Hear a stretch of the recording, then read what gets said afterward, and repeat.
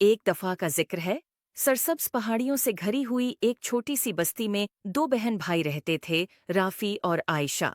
राफी, बड़ा भाई, अपनी चालाकी के लिए मशहूर था, मगर वो अक्सर अपनी चालाकी को शरारतों के लिए इस्तेमाल करता था।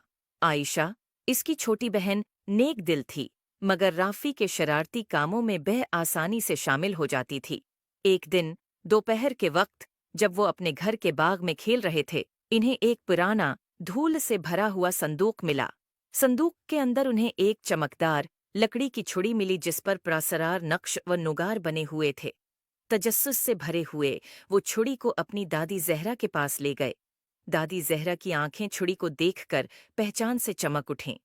मेरे प्यारे बच्चों, ये एक जादुई छुड़ी है, उन्होंने वजाहत की। ये ख्वाहिशात पूरी कर सकती है, मगर याद रखो, इसे अक्लमंदी और नेकी के साथ इस्तेमाल करना चाहिए।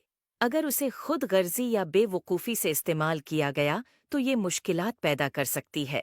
जो दादी जहरा की वार्निंग को नज़रअंदाज करते हुए राफी ने फौरन एक बड़ी मिठाई के ढेर की ख्वाहिश की।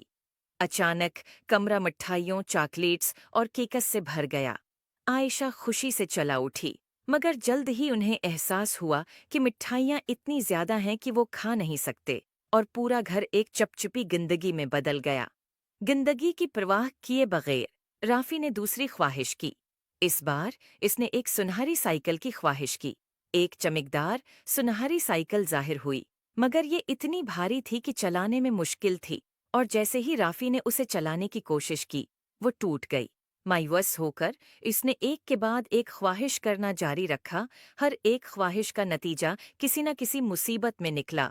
आयशा, जो ये सब देख रही थी, इसे दादी जहरा की बातें याद आईं। इसने नरमी से राफी से छुड़ी ले ली और कहा, चलो इसे अक्लमंदी से इस्तेमाल करने की कोशिश करें। राफी, शायद हमें ऐसी चीज की ख्वाहिश करनी चाहिए जो दूसरों की मदद करे। राफी ने हचकचाते हुए इत्तेफाक किया। आयशा ने अपनी आंखें बंद कीं और बस्ती के खशक कनवे को ताज़ा, साफ पानी से भरने की ख्वाहिश की। जादुई छुड़ी रोशन हो गई, और जब वो कनवे की तरफ दौड़े तो उन्हें कनवा चमकते हुए पानी से भरा हुआ मिला। देहाती खुशी से झूम उठे और राफी और आयशा का शुक्रिया अदा करने लगे। उन्होंने जो खुशी बस्ती को पहुंचाई, उसको देखकर राफी ने जादुई छुड़ी की हकीकी ताकत को समझा। इसने अपनी पछली बेवकूफ़ियों के लिए आयशा और दादी जहरा से माजरत की। इस दिन के बाद राफी और आयशा ने जादुई छुड़ी को सिर्फ नेक कामों के लिए इस्तेमाल किया, जिससे उनकी बस्ती खुशहाल हो गई। किसी नन्मा अखलाक, इस कहानी से सीखने को मिलता है कि ताकत और वसाइल को अक्लमंदी और नेकी के साथ इस्तेमाल करना चाहिए। खुद गर्जी या बेवकूफ़ाना अमल मुसीबत ला सकते हैं, मगर जब उन्हें दूसरों की मदद के लिए इस्तेमाल किया जाए तो वो खुशी और खुशहाली ला सकते हैं। उम्मीद है अब